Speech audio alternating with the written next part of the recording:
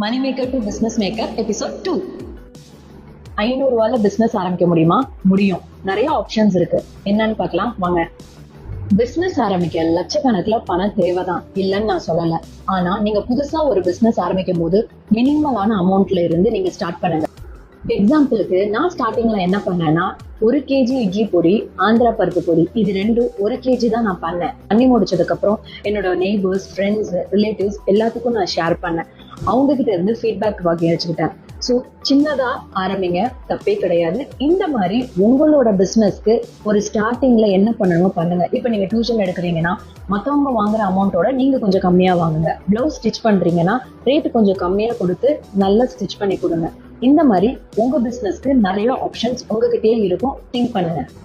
Customer கிட்ட மறக்காம feedback வாங்குங்க. அதை வச்சு உங்க ப்ராடக்ட்ல என்னென்ன மிஸ்டேக்ஸ் இருக்கோ அதை இம்ப்ரூவ் பண்ணிக்கோங்க. பெர்ஃபெக்டா ஆகணும்னு வெயிட் பண்ணாதீங்க. இப்பவே ஸ்டார்ட் பண்ணுங்க. நிறைய லேர்ன் பண்ணுங்க. ஸ்லோவா க்ரோ ஆனாலும் தப்பே கிடையாது.